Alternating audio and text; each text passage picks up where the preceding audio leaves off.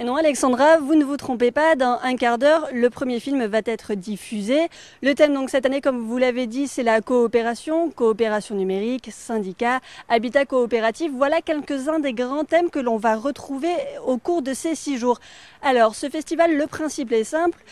Tous les soirs, pendant une semaine, un film à 19 h qui sera suivi d'un débat en relation avec le film qui sera diffusé chaque jour.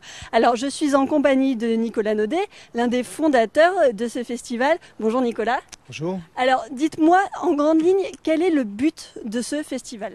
Alors le but de ce festival, c'est de réunir pendant 6 mois en amont du festival un groupe de travail composé d'acteurs de l'économie sociale et solidaire, de comités d'entreprise, et de les faire travailler pendant 6 mois sur une thématique. Là en l'occurrence c'est la coopération, et de les faire travailler également sur une programmation de 5 à 6 films et la programmation de débats.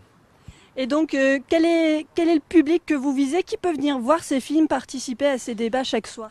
Alors le public est assez large, c'est vraiment le grand public. On attend vraiment tout le monde dans cette gare Saint-Sauveur et ailleurs dans la métropole, puisque le festival se décline 3 jours ici et 3 jours dans d'autres lieux de la métropole lilloise.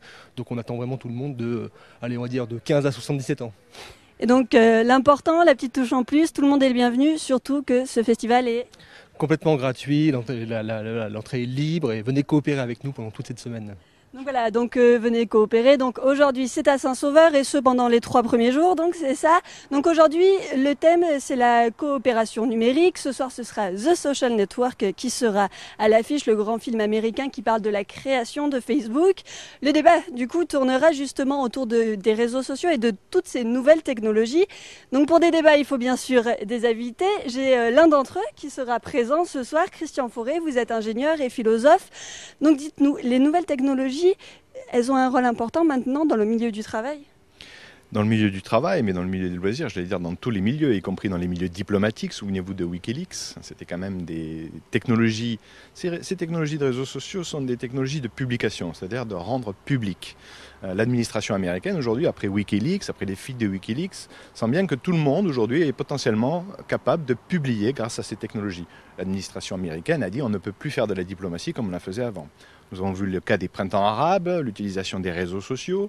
Donc ces technologies de publication, ce n'est pas uniquement les réseaux sociaux, c'est aussi les téléphones, les SMS, font que la publication des informations change la manière dont on fait la politique, la diplomatie et d'une manière générale la manière dont on vit et dont on travaille. Donc ça change, j'allais dire, dans l'activité quotidienne de chacun, beaucoup de choses. On n'a pas fini, je crois, d'en prendre la mesure. Ça peut aider à mieux travailler, parce qu'on a l'impression d'avoir surtout des exemples où Facebook, où tout ça a pu être des problèmes. Est-ce qu'au final on peut adopter ces outils et est-ce que ça aide à mieux travailler ? Oui, vous avez dit un mot qui est important, adopter. Je pense que ces technologies-là, il faut les adopter plutôt que s'adapter. S'adapter, ça veut dire prendre sur soi comme un fardeau, comme une nouvelle contrainte. Or, je pense que ces outils-là, nous, dans l'association Ars Industrialis, dont je fais partie, nous disons que ce sont des technologies qui relèvent du pharmacone. Le pharmacone, c'est un mot grec qui signifie à la fois le remède et le poison. Donc ces technologies sont là, il ne s'agit pas d'être pour ou contre, mais de voir qu'est-ce qu'on fait avec. C'est-à-dire, est-ce qu'on va en faire un poison ou est-ce qu'on va en faire un remède ? Et là, il y a un vrai enjeu de puissance publique, de politique, y compris dans les entreprises, comment les entreprises réfléchissent à la manière dont, il y a quelques années, les entreprises bloquaient. C'est-à-dire que quand on rentrait dans l'entreprise, on utilisait le système d'information de l'entreprise, et aujourd'hui, tout le monde arrive avec son petit périphérique, et la sécurité des systèmes d'information de la société est complètement court-circuitée. Donc il faut redéfinir les cas d'usage pour une entreprise, qu'est-ce qu'il faut dire, comment il faut communiquer sur Facebook, sur Twitter, sur tous ces réseaux sociaux, et c'est une vraie gageure pour les entreprises comme pour les politiques.